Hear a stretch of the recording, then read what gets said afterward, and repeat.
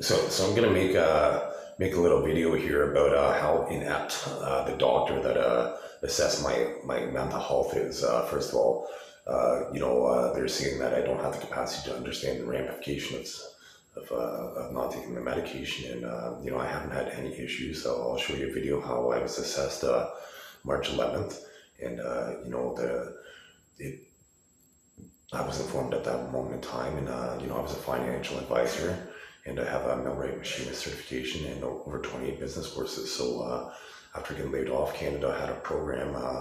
Within 3 years of you being laid off, they would pay for you to go to school for a second career. But I was too competent and too capable to be re-educated at that point. So for me not to understand the ramifications of medication when I'm more well aware of my body than anybody else's on the planet is asinine and ludicrous. And so I'll just show you this doctor's definition of some things. So let's see.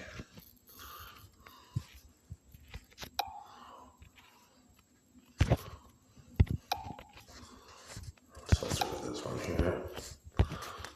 Okay, so he's saying that I'm psychotic, right? So right here it says, thank you for the clarification. So we have read in the following notes different threats by Mr. Myers. Well, first of all, my name is Mr. Meyer, Meyer. They pretend I'm not Christian Erik Arne Meyer.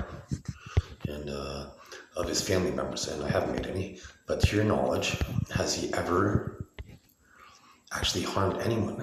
No, I'm not aware of him having. They hacked me there, so get all the perpetrators. So, no, I am not aware of him having harmed anyone. I don't have a criminal record. So here's some of the situations the government of Canada tried to provoke while I was homeless. Okay, so that's one thing that he said. And then here we go, here's another one. Okay, physical impairment driven by psychotic symptoms, including refusing blood investigations. So that's a fancy way of saying blood work. So Dr. Ogbonna's classification of being psychotic is when somebody doesn't want to get blood work done. How strange is that? How ethical is that to believe that that would be a quantification of somebody being psychotic or not? Being psychotic would be would be indicated by wanting to give somebody medication when they don't have any mental health issues. Like that would be psychotic. So all these people would need to be medicated in that case. And here's all the people that believe that they're Christian Erik Arne Meyer, right? So they have an identity complex, and they need to be medicated accordingly. So I'll read you the clinical definition of psychotic right now. So I'm gonna use my Spartacus voice now. I'll be sarcastic. Would not giving blood indicate someone being psychotic? They're having here. So these are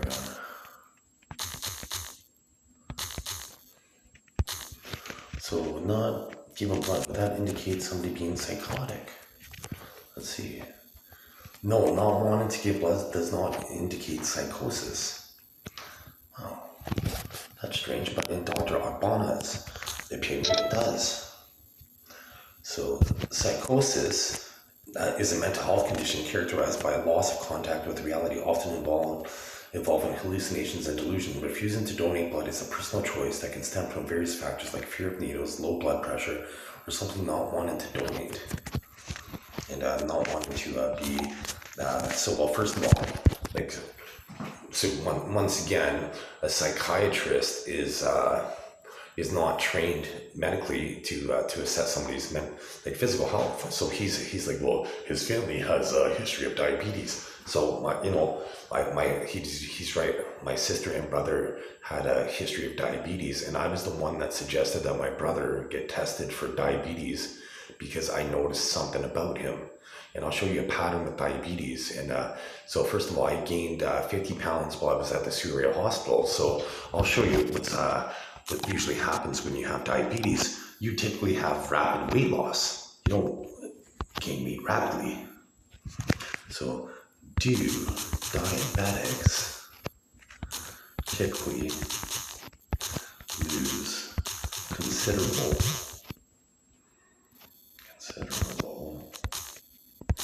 weight prior to diagnosis? Yes, significant and unintentional weight loss can be an early sign of diabetes, particularly type 1, but also potentially in some cases type 2. Wow. So that means this doctor that thinks that he wanted to do blood investigations. Here's the real reason why he wanted to do blood investigations. So that was the reason why he wanted to get blood work done. Once again, blood investigations is a fancy word for saying blood work.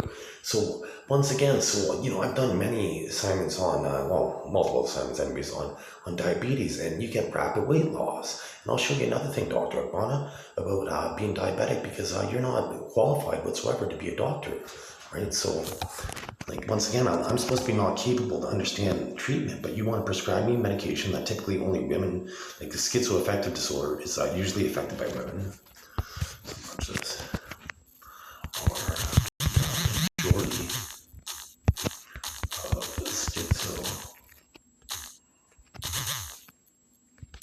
So they made me make a dumb typo there once again. Schizoaffective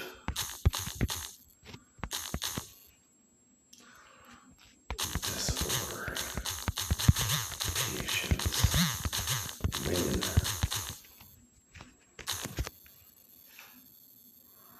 Well, schizoaffective disorder is not that definitely more prevalent. Studies suggest that it may occur more frequently in women. Wow.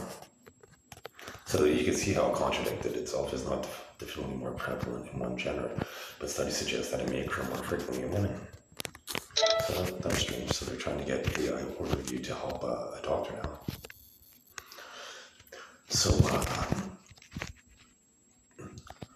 if someone, okay, so none of my videos have actually, is when someone has bipolar type 1, says type 1, do they have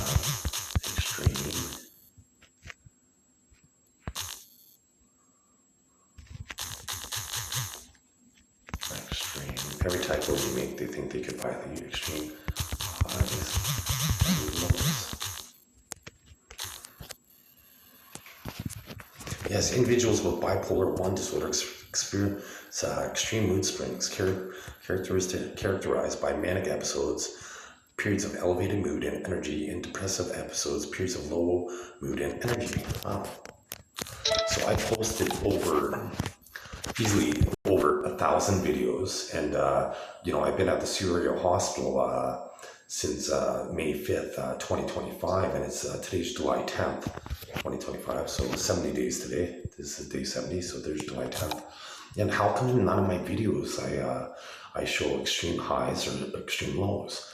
Once again, I haven't taken any medication so I should have deteriorated further, right? So in Dr. Ogbonna's own words, I was sent over to the main unit because I have improved.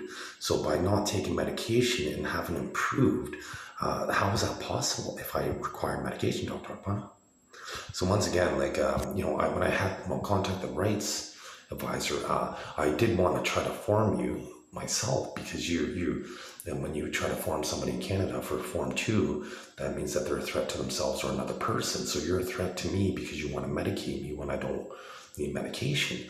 So that seems that I'm more well aware of how to diagnose myself and schizoaffective disorder, where bipolar is more diabetes than you are, and I'm not a trained physician, right? So which is strange, right? Because you believe that it's psychotic to not want to get blood work done. How is that possible?